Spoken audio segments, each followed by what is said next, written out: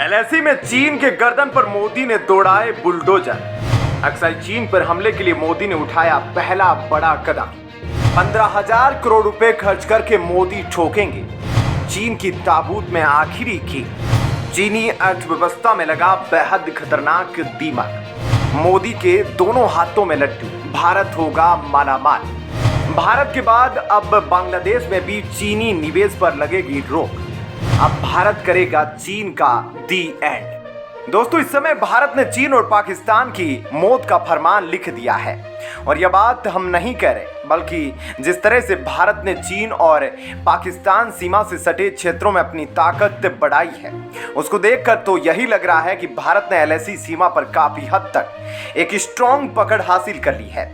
दोस्तों, अब एलएसी सीमा पर भारत ने चीन की नस पकड़ ली है।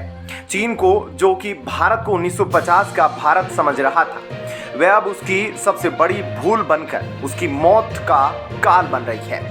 अब सीमा पर भीषण युद्ध के लिए भारत ने बना डाला गोला बारूद से भी भयंकर हथियार। पाकिस्तान में भी छा गया माता। अब चीन और पाकिस्तान को चीरते हुए भारत ने सबसे ऊंची चोटी पर सड़क निर्माण कर बना दिया वर्ल्ड रिकॉर्ड। 5,000 करोड़ में ही मोदी ने चीन का कर दिया तगड़ा इलाज। अब शुरू हुआ एलएसी पर असली खेल। एलएसी पर बने सड़क की रफ्तार सुनकर बेहोश हो जाएंगे चीन और पाकिस्तान के टॉप कमांडर। 19,000 फीट की ऊंचाई से मोदी ने चीन को ऐसे पटका कि गिनीज वर्ल्ड रिकॉर्ड में दर्ज हो गया यह कारनामा। आखिर क्यों हो रही है इन सब खबरों की चर्चा, आइए जानते हैं। दोस्तों, अपने दुश्मनों को मात देने के लिए भारत ने अब अपने पड़ोसी देशों की सीमा के करीब बिजली की रफ्तार से काम करना शुरू कर दिया है। जब भी कोई युद्ध होता है तो सबसे पहले गोला बारूद और हथियारों और टैंकों को सबसे पहले बॉर्डर के पास पहुंचाया जाता है। लेकिन अगर बॉर्डर तक पहुंचने का रास्ता ही सही ना हो तो ऐसे में आधी हार तो तभी निश्चित हो जाती है। दोस्तों, यही कारण था कि भारत ने 2014 से पहले तक हमेशा डिफेंसिव पॉलिसी रखी। लेकिन 2014 के बाद से मोदी जी ने एलएसी सीमा पर ऐसा तांडव मचाया कि उसे अग्नि में चीन पाकिस्तान अब राख हो गए हैं। जी हाँ दोस्तों, 2014 के बाद से जिस प्रकार मोदी जी ने एलएसी सीमा पर डिफेंस इंफ्रास्ट्रक्चर को बढ़ाने के लिए लगातार बजट में वृद्धि करी है, उसे देख तो चीन भी अपना सर पकड़ बैठा है। क्योंकि दुनिया में चीन की तारीफ इसलिए की जाती है कि वह रातों रात बड़ी बड़ी बिल्डिंग 24 घंटों में बनाकर खड़ी कर देता है। लेकिन एलएसी सीमा पर बॉर्डर रोड ऑर्गेनाइजेशन BRO के द्वारा जिस तेजी से पिछले कुछ सालों में डिफेंस इंफ्रास्ट्रक्चर खड़ा किया गया, यह देख तो चीन भी चकरा गया कि कहीं अगर भारत अक्साई चीन के अंदर घुस गया तो वहां कोई सड़क ना बना दे। जी हाँ दोस्तों, हाल ही में बॉर्डर रोड ऑर्गेनाइजेशन के DG लेफ्टिनेंट जनरल राजीव ने एलएसी सीमा पर भारत की पकड़ मजबूत करने के संदर्भ में BRO की अहमियत बताई। अपने इंटरव्यू में उन्होंने बताया कि किस तरह पिछले कुछ सालों में बॉर्डर रोड ऑर्गेनाइजेशन में सभी एलएसी सीमा के नजदीक इतनी तेजी से डिफेंस इंफ्रास्ट्रक्चर का निर्माण किया गया है। उन्होंने बताया कि पहले BRO 600 किलोमीटर प्रति वर्ष की गति से एलएसी सीमा के नजदीक सड़क निर्माण करता था। अब वह स्पीड बढ़कर 1200 किलोमीटर हो गई है और अगले साल यह स्पीड बढ़कर 1600 किलोमीटर प्रति वर्ष हो जाएगी। मतलब लेह लद्दाख से लेकर अरुणाचल तक एलएसी सीमा पर ऐसा कोई पॉइंट नहीं रहेगा जहां पर भारतीय सैनिक डिफेंस इंफ्रास्ट्रक्चर के कारण कमजोर पड़ सके, बल्कि अब एलएसी सीमा पर भारत का एक स्ट्रॉन्ग हैंड है। जब मर्जी भारत भारी मात्रा में टैंक और आर्टिलरी गन को तैनात कर सकता है। लेकिन दोस्तों, आप सोच रहे होंगे कि आखिर में यह कमाल कैसे हो गया। दोस्तों, इसके लिए बड़ा जिगरा चाहिए। अगर किसी घर में खाने पर, स्वास्थ्य पर आदि पर पैसा खर्च होता है तो उसी तरह सुरक्षा भी उतनी ही बड़ा मुद्दा है जितना कि भोजन और स्वास्थ्य। और यह बात मोदी जी जानते थे। यही कारण है कि पिछले कुछ वर्षों से लगातार BRO के कैबिनेट में वृद्धि की गई। जहां 2 साल पहले BRO का बजट 2,000 करोड़ था, 2021 में बढ़कर 2,500 करोड़ हो गया, 2022 में बढ़कर 3,500 करोड़ हो गया और 2023 में सीधा 5,000 करोड़ तक कर दिया गया। क्योंकि मोदी जी जानते हैं कि एलएसी सीमा पर भारत की पकड़ होना बहुत जरूरी है। दोस्तों, जब बजट की कोई कमी न हो तो बीआरओ ने भी पूर्वी लद्दाख में 19,000 फीट की ऊंचाई पर सबसे ऊंची वाहन चलाने वाली सड़क बनाकर अपना नाम Guinness book of world record में दर्ज करा लिया। दोस्तों, अब भारत केवल एलएसी सीमा तक ही नहीं बल्कि इकोनॉमिकली पावरफुल कंट्री में भी चीन को मुंहतोड़ पटखनी दे रहा है। जी हां, अमेरिकी राष्ट्रपति जो बाइडेन ने चीनी अर्थव्यवस्था को लेकर एक बहुत बड़ा खुलासा किया है और इस खुलासे से भारत का अब बम्पर फायदा होने वाला है।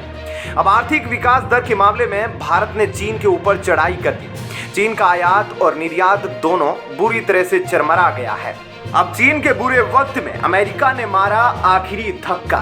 10,000 फीट की ऊंचाई पर भारत के हाथों अब दफनाया जाएगा चीन।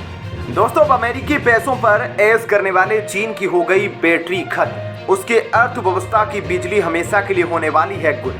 यूक्रेन युद्ध में रूस का साथ देने पर अमेरिका ने दे दिया चीन को अब तक का सबसे भयानक दंड। 1000 सालों तक नहीं भूल पाएगा चीन।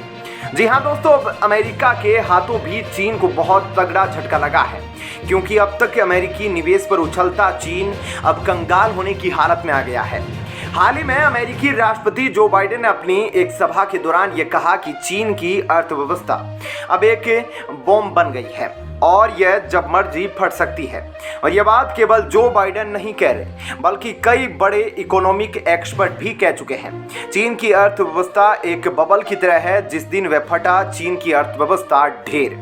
क्योंकि दोस्तों, चीन के इतने बड़े बड़े बैंक हैं जिन्होंने पूरी दुनिया में और चीन के अंदर इतना कर्ज दे रखा है कि उनका कर्ज ही लगभग 500 से 600 बिलियन डॉलर का है।